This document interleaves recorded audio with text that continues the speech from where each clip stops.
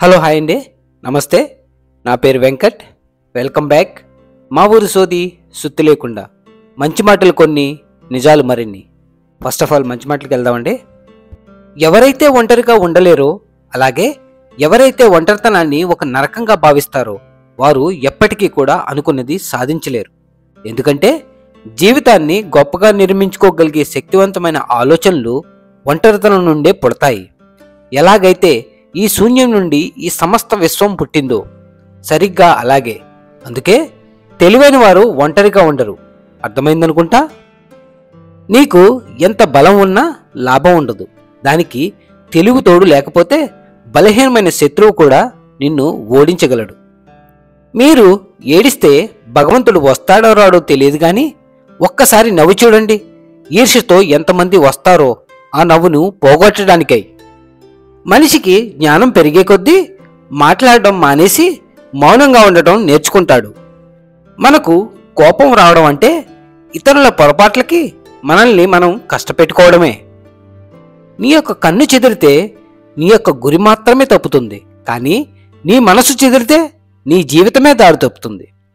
మన శరీరం కుంటిదైనా గుడ్డిదైనా పర్వాలేదు, కానీ మన ఆలోచనలు కుంటివో గుడ్డివో అయితేనే ప్రమాదం. మనం బ్రతకడానికి డబ్బు ఎంత అవసరమో మన అని అనుకోవడానికి బంధాలు కూడా అంతే అవసరం. మనం ఆకలితో ఉన్నా, అలాగే ఆలోచనలతో ఉన్నా సరైన నిద్ర పట్టదు. ఎదుటివారి యొక్క చెడ్డగుణాల గురించి చర్చిస్తూ నీ సమయాన్ని వృధా చేసుకోకు. నమ్మకం అంటే మనిషి ఉన్నప్పుడు ఒకలా, వెళ్ళాక మరోలా నటించే పాత్ర కాదు, ఎప్పుడూ ఒకేలా ఉండే గుణం. చప్పట్లు కొట్టే చేతులన్నీ భుజాలు తట్టలేవు, అలాగే సలహాలు ఇచ్చే అందరూ సహాయం చేయలేరు. నవ్వడం మాత్రమే మీరు నేర్చుకోండి. ఏడవటం మనతో ఉన్నవారు ఎలాగో నేర్పుతారు కదా.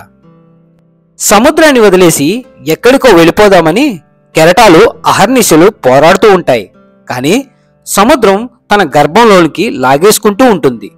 మనిషి కూడా అన్నీ వదిలేసి ఎక్కడికైనా పారిపోదామని అనుకుంటాడు, కానీ బంధాలు బాధ్యతలు మనిషిని వెళ్ళనివ్వకుండా కట్టిపేడుస్తుంటాయి. ఇక ఇదే జీవితం అంటే. అర్థమయ్యేలోపు పూర్తయ్యేది కళ, అర్థమయ్యేలోపు ఒప్పుకోలేనిది వాస్తవం, అర్థమయ్యే కొద్దీ దగ్గరయ్యేది స్నేహం, అర్థం తెలిసినా కూడా సరికొత్త అర్థం వెతికేది ప్రేమ.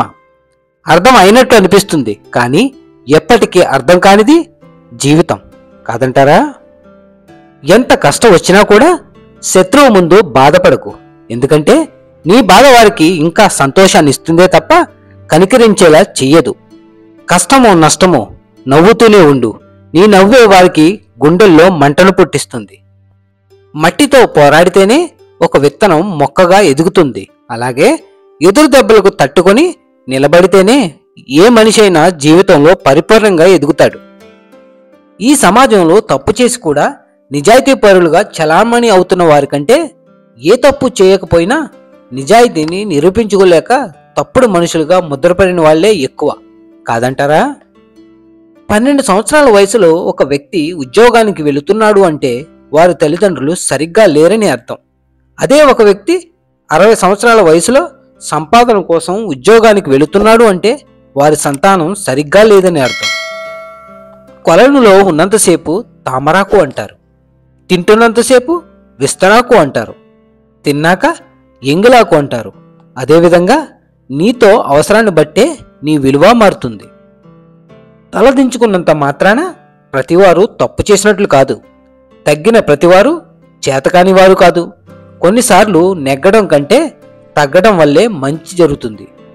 ఎదుటివారి ముఖాన్ని చూసి వారి వ్యక్తిత్వాన్ని అంచనా వేయకండి. కొంతమంది మనసులో కఠిన విషయాన్ని నింపుకొని బయటకి నవ్వుతూ ఉంటారు. మరికొంతమంది గుండెల్లో అగ్నిపర్వతం బద్దలవుతున్నా బయటకు ఏ సమస్య లేనట్టు సాధారణంగా ఉంటారు. ఏదైనా నా వల్ల కాదు అని వదిలేసే ముందు ఈ అవకాశం పోతే మళ్ళీ తిరిగి రాదు అని గుర్తుంచుకో. అన్నీ సాధించాక ఆనందంగా ఉంటుంది అని అనుకోకండి. మనం ఆనందంగా ఉంటేనే అన్నీ సాధించగలమని గుర్తుంచుకోండి. ఆపద వచ్చినప్పుడు అన్ని దారులు మూసుకుపోయినా మనోధైర్యం తోడుంటే ఖచ్చితంగా విజయానికి చేరువ చేసే దారి తప్పకుండా దొరుకుతుంది. విశ్వాసంతో ఉండండి. రహస్యాన్ని కాపాడటం, గాయాన్ని మర్చిపోవటం, అలాగే సమయాన్ని సద్వినియోగం చేసుకోవటం. ఈ మూడు కూడా చాలా కష్టతరమైన పనులు. మంచి అందంతో పుట్టడం అనేది మీ చేతుల్లో ఉండదు, కానీ మంచి మనసు కలిగి ఉండటం అనేది మీ చేతుల్లోనే ఉంటుంది. మంచి సంపన్నులకు పుట్టడం అనేది మీ చేతుల్లో ఉండదు, కానీ మంచి సంస్కారంతో బ్రతకడం అనేది మీ చేతుల్లోనే ఉంటుంది. సహనం కలిగిన వ్యక్తికి వచ్చే కోపం సింహం కంటే కూడా ప్రమాదకరమైనది. చెడు మాటలు విని చెడ్డవారికి చేరువు కాకు. నీ ముందు నిన్ను తిట్టేవారే నీ మంచిని కోరుకుంటారని గ్రహించు. ఇష్టమైన పని ఎవరైనా చేస్తారు, కానీ గొప్పవారు మాత్రం చేస్తున్న ప్రతి పనిని ఇష్టపడతారు. ప్రశాంతంగా జీవించాలంటే ఎదుటివారు మారాలి అని ఆశించకండి, అలాగే వారిని మార్చాలి అని ప్రయత్నించకండి. మీరే మారండి. మన కాళ్ళకి ఏమీ గుచ్చుకోకుండా ఉండాలి అంటే మనం చెప్పులు వేసుకుంటాం, కానీ వీధంతా తివాచీ పరచం కదా. నిద్రలేని రాత్రులే కాదు, ఎప్పుడు తెల్లారుతుందా అని రాత్రంతా ఆనందంతో ఎదురుచూసే గొప్ప గెలుపు కూడా ఒకటి తప్పకుండా వస్తుంది. ఓర్పుతో ఉండండి. నువ్వు పిలిస్తే రాని వాళ్ళు కూడా గెలిస్తే వస్తారు అని గుర్తుంచుకోండి. ఆత్మాభిమానం ఉన్నవారు ఆకలినైనా భరించగలరేమో గాని అవమానాన్ని మాత్రం భరించలేరు. బంధం అనేది బాధ్యతలను పంచుకునేదిలా ఉండాలే కానీ బరువుల్ని దించుకునేదిగా కాదు. నచ్చినవన్నీ ఉన్నా ఏదో లేని దాని గురించి బాధపడటమే జీవితం కాదంటారా? బాధలను ఓర్చుకుంటూ బాధ్యతలను నెరవేర్చుకుంటూ బయటకు ఎప్పుడూ నవ్వుతూ బ్రతికే గొప్ప జీవనన్నట్టు మనిషి. ఆనందం అనేది ఆస్తిని బట్టి కాదు, పొందే అనుభూతిని బట్టి ఉంటుంది. అలాగే సంతోషం అనేది సంపదను బట్టి కాదు, సంతృప్తి చెందే మనసుని బట్టి ఉంటుంది.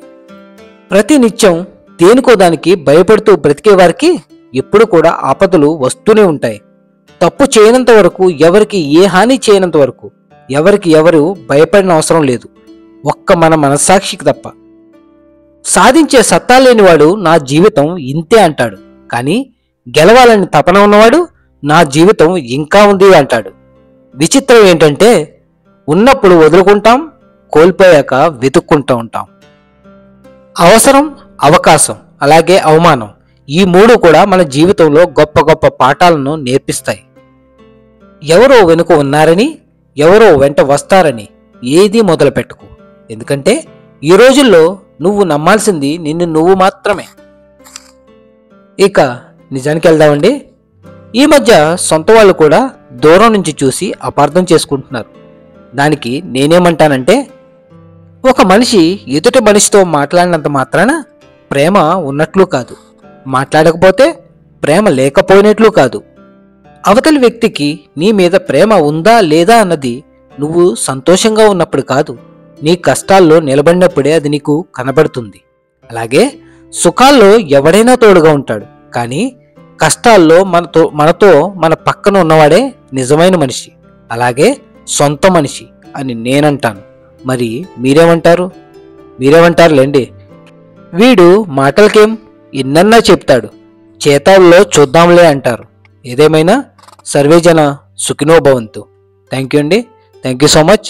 మళ్ళీ వచ్చే వారం కలుద్దాం మరిన్ని మంచి మాటలతో. Signing off Venkat.